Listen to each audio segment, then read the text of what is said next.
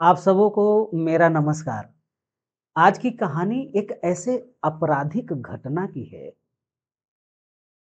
जिसके बारे में सोचकर वहाँ का जो पुलिस अधीक्षक है, उनका ये स्टेटमेंट आया हुआ था कि ऐसा अपराध हमने अपने कार्यकाल में कभी देखा भी नहीं और कभी सुना भी नहीं है। हाँ, फ़िल्मों में ऐसा दिखाया जाता है और बताया भी जाता है, लेकिन रियल लाइफ़ में मैंने ऐसा कभी अपराध देखा और सुना नहीं था, जो मुझे अभी ये देखने और सुनने को मिल रहा है। जो अपराधी है, जिसकी मर्डर हो चुकी है, वो व्यक्ति ज़िंदा है। जिसने मर्डर किया है,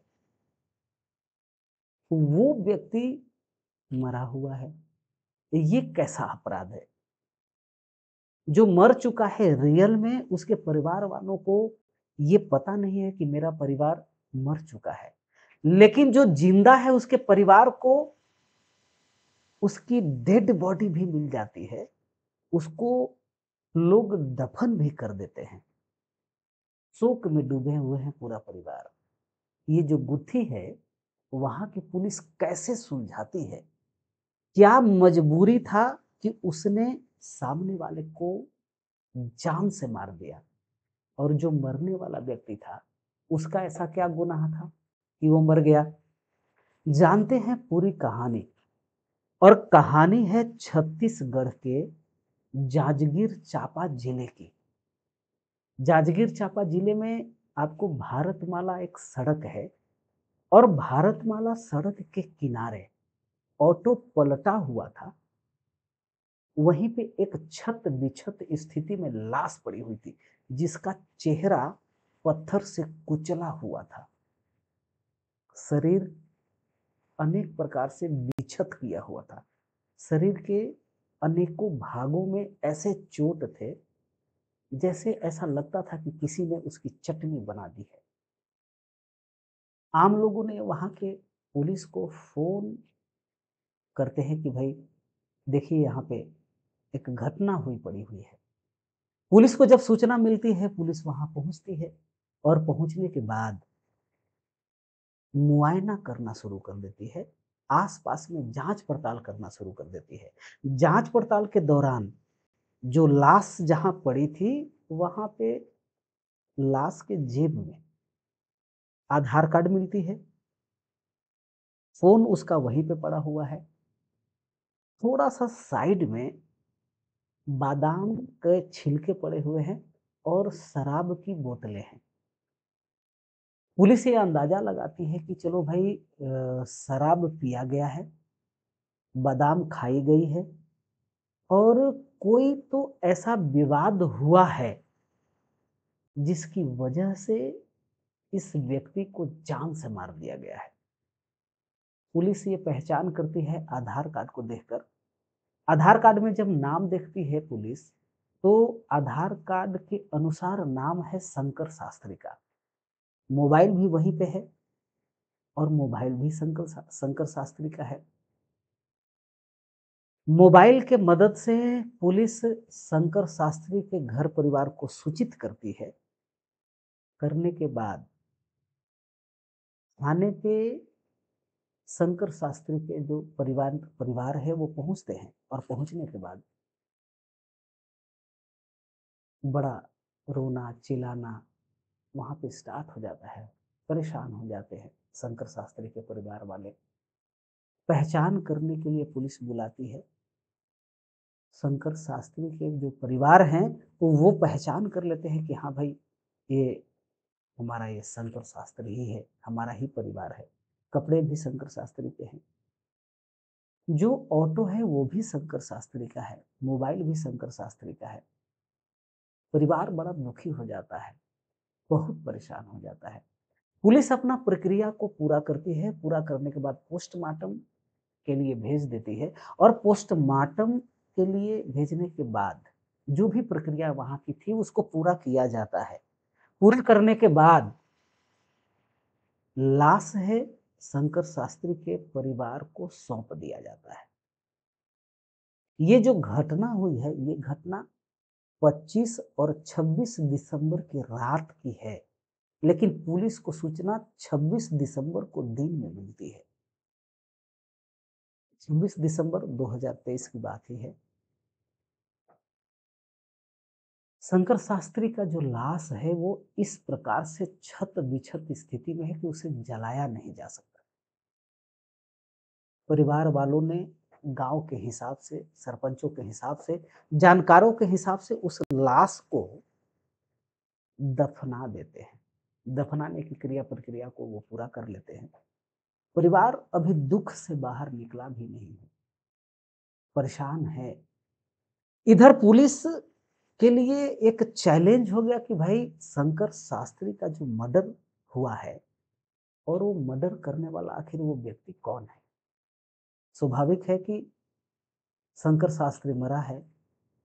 ऑटो जिस प्रकार से पलटा गया है, उससे ये पुलिस पता लगाती है और ये अंदाजा भी लगा लेती है कि किसी गाड़ी के धक्के से या टक्कर मारने की वजह से वो ऑटो पलटा नहीं है। कोई व्यक्ति उसे धीरे से रोड के किनारे से उसे धक्का देकर पलट दिया है। बोतल भी थी वहाँ पे, बादाम खाने का यानी सेंगदाना खाने का जो छिलका था, वो भी वहाँ पे यही सबूत दे रहा था। पुलिस अब चिंता करना शुरू कर देती है कि आखिर जाँच-पड़ताल किया जाए तो कहाँ से किया जाए? और मर्डर करने वाला व्यक्ति कौन है? आखिर इसने मर्डर किया तो क्यों किया? ये राज पर से पर्दा उठाना जांजगीर चांपा छत्तीसगढ़ के पुलिस के लिए एक चैलेंज बन रही थी। पुलिस टीम गठित की जाती है और पुलिस टीम गठित करने के बाद सबको अपनी-अपनी जिम्मेवारियां सौंप दी जाती है।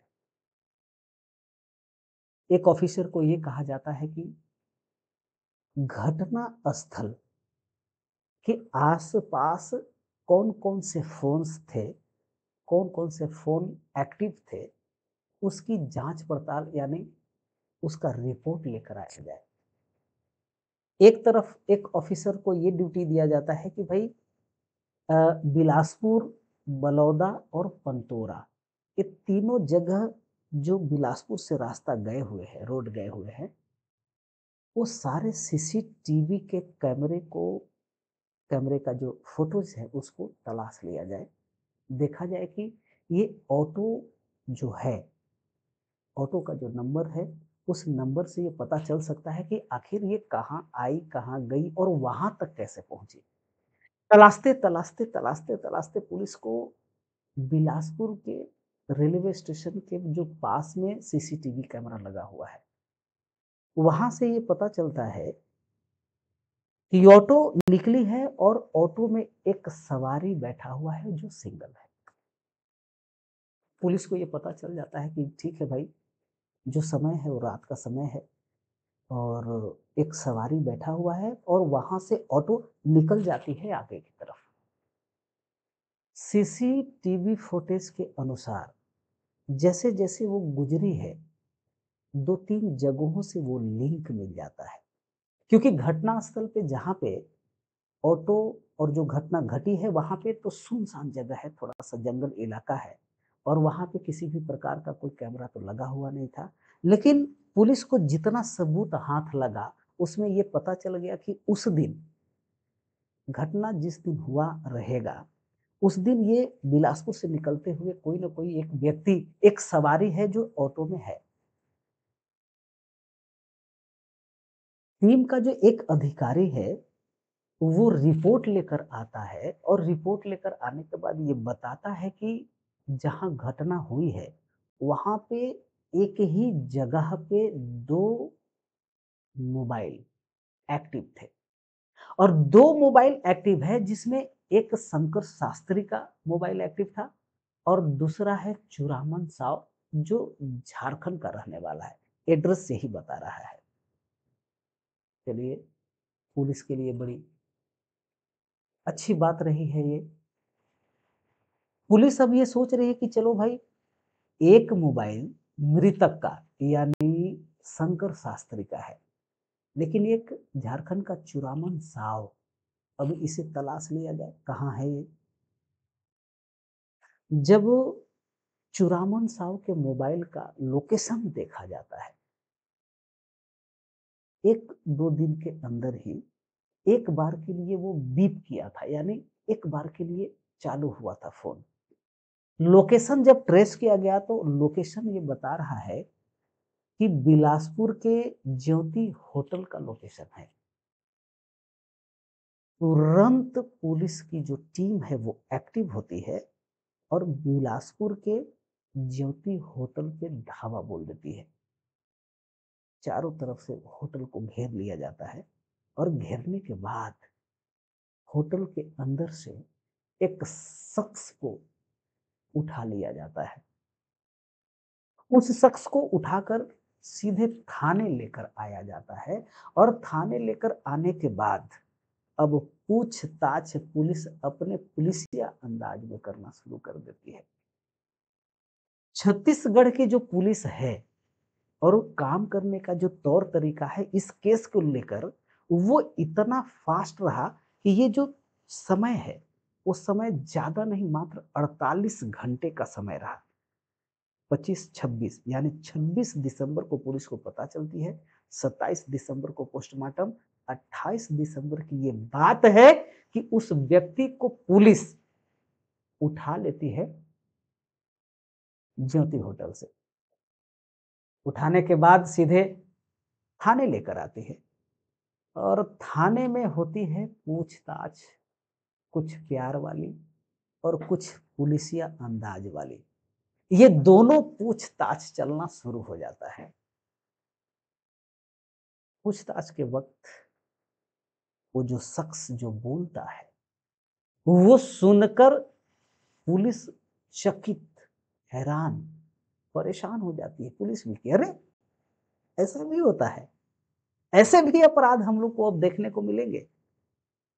वो कहता है कि सर मैं चुरामन साव नहीं हूँ। पुलिस कहती है तो कौन हो तुम? वो कहता है कि सर मैं शंकर शास्त्री हूँ। पुलिस चौंकती है कि शंकर शास्त्री? शंकर शास्त्री ऑलरेडी मर चुका है, उसको दफना दिया गया है, सारे परिवार शोकाकुल हैं, सब परेशान हैं और तुम ये कह रहा है कि मैं शंकर शास्त्री हूँ? तो जो डेड बॉडी था वो किसका है?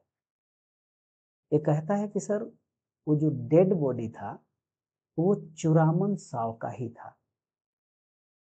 पुलिस और परेशान, पुलिस को शौक लगती है कि चुरामन साव? हाँ सर, चुरामन साव का। चुरामन साव का जो एड्रेस निकालती है पुलिस, पुलिस चुरामन साव के एड्रेस पे अप्रोच करने का प्रयास करती है। वहाँ के लोकल, झारखंड के लोकल थाने को अप्रोच करती है। लोकल थाना चुरामन साव के घर तक पहुँचती है और पहुँचने के बाद ये कहती है कि क्या चुरामन साव का नंबर ये, किस प्रकार का हुलिया और कहाँ है वो, कहाँ गया था वो, ये तमाम जानकारियाँ छत्तीसगढ़ की पुलिस, जांजगीर चांपा जिले की पुलिस इकट्ठा करती है और पुलिस ये कहती है कि सीधे आप झारखंड से यहाँ पहुँचो, क्योंकि मामला कुछ गड़बड़ है। पुलिस अपना जो रवैया है वो थोड़ा-सा तेज और कड़ा करती है। पुलिस ये कहती है कि ठीक है तुम शंकर शास्त्री हो, अब ये बताओ कि तूने जो मर्डर किया है, वो किस लिए किया है? दोस्तों, इससे पहले मेरी एक वीडियो आई हुई थी, डीएसपी, गोली के गाली के बदले गोली। गाली का इतना प्रभाव होता है सामने वाला व्यक्ति पे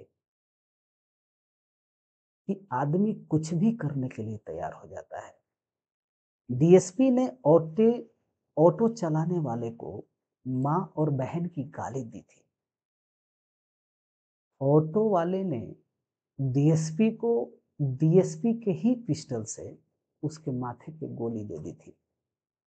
यहाँ पे जो शंकर शास्त्री ये कहता है कि सर उस दिन मैं भी पिया हुआ था।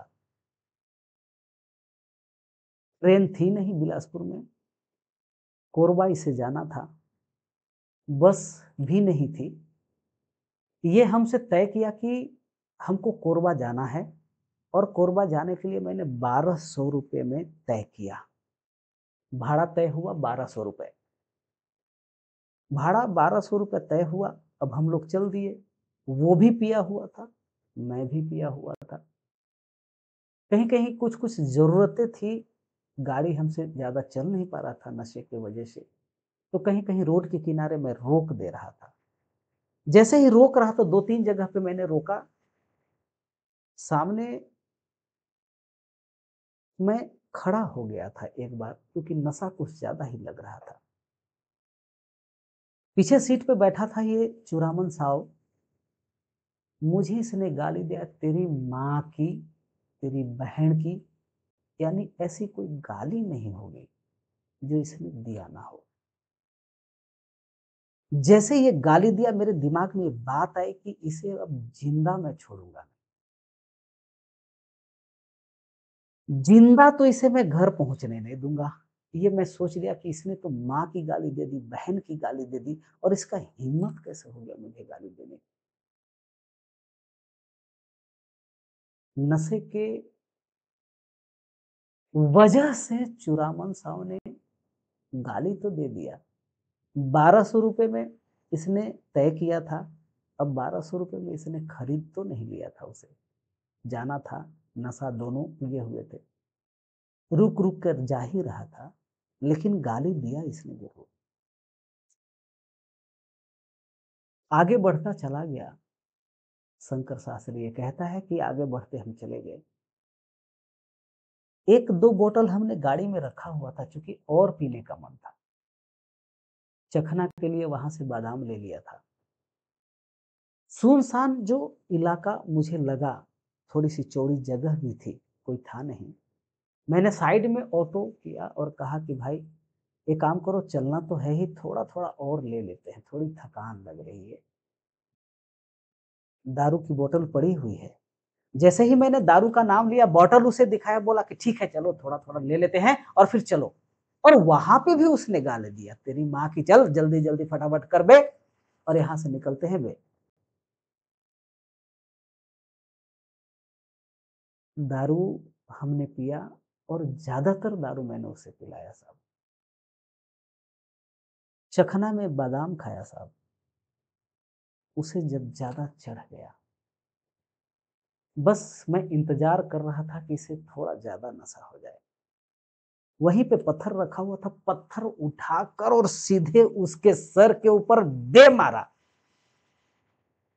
जैसे ही वो छटपटा रहा था, मुझे मज़ा आ रहा था।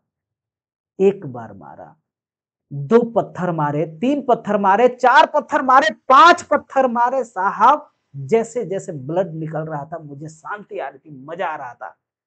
जैसे-जैसे खून निकल रहा था, मैं पागल होता जा रहा था। तभी मुझे खुद पता नहीं कि मैंने इसके चेहरे का चटनी भुर्ता बना दिया।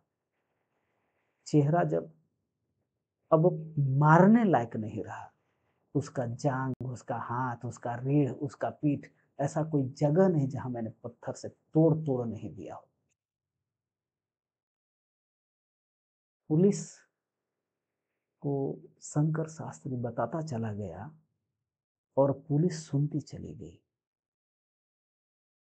पुलिस शंकर शास्त्री के अंदर छुपा हुआ हैवान को देख रही थी और कल्पना कर रही थी कि वो जो घटना स्थल हुआ होगा, घटना स्थल पे जो घटना हो रहा होगा, वो कितना दिल दहला देने वाला होगा। पत्थर से मार रहा होगा, खून का फव्वारा चल रहा होगा, कैसी-कैसी विचित्र आवाजें निकल रही होंगी या नहीं भी निकल रही होंगी। इसका रूप, इसकी आँखें, इसका चेहरा देखने जैसा होगा। अगर आदमी गलती से देख ले ऐसी स्थिति में, तो सामने वाला डर जाए, हो सकता है हार्ट अटैक आ जाए, कैसा रूप रहा होगा। वहाँ पे बैठे हुए जितने भी पुलिस अधिकारी थे, ये कल्पना कर रहे थे और शंकर शास्त्री अपनी हैवानियत को बताता जा रहा था। जब वो मर गया, शंकर शास्त्री ये कह रहा है कि जब वो मर गया, मुझे सुकून तब भी नहीं आया। उसकी लाश के टांग को पकड़कर मैंने खींचा था साहब, और छोड़ दिया था वहीं पे। अब यहाँ पे एक बात आई, आइडिया आया कि आखिर मार तो दिया, अब बचेंगे कैसे? मैंने प्लान बनाया कि क्यों ना मैं अपने आप को मरा हुआ ही घोषित कर दूं। मैंने अपने कपड़े उतारे, उसे पहनाया। मैंने अपना आधार कार्ड निकाला, उसके जेब में डाला, अपना मोबाइल नंबर भी वहीं छोड़ दिया, और उसका मोबाइल मैंने ले लिया। पुलिस ये कहती है कि ठीक है, तूने वहां तक तो किया, लेकिन पुलिस से बचने के लिए तूने और क्या किया? शंकर शास्त्री कहता है कि मैंने बाल मुंडवा लिए, मूछें मुंडवा ली, मैंने अपना पहचान बदल दिया और नाम रख लिया चूड़ामन साव, क्योंकि चूड़ामन साव के नाम पे ही इसका कार्ड होगा ना, नाम तो दिख रहा था चूड़ामन साव। उसका आधार कार्ड भी उसके जेब में था, और आधार कार्ड के अनुसार ही मैंने नाम रख लिया चूड़ामन साव। पुलिस कहती है ठीक है, यानी तेरा कहना यह है कि उसने गाली दिया और तूने उसका जान ले लिया, बस इतना ही सा। गाली देना तो आम है, पिया तो तू भी था, पिया तो वो भी था, बात तो बराबर थी। कुछ और राज है जो तू अभी भी छुपा रहा है। इतनी बड़ी हैवानियत मात्र एक गाली देने से नहीं हो सकती, तू कुछ और छुपा रहा है। शंकर शास्त्री कहता है कि मैं कुछ और नहीं छुपा रहा हूं, बस इतना ही है। थोड़ा सा पुलिस वहां पे अपना तौर तरीका को कड़ा करती है, थोड़ा सा कान, थोड़ा सा उंगलियां, थोड़ा सा पैर की उंगलियां को खींचना शुरू कर देती है। जब मने सहाय से बेसहाय, जब वो बर्दाश्त नहीं कर सका दर्द, तब वो शंकर शास्त्री ये कहता है कि सर मैं बहुत दिन से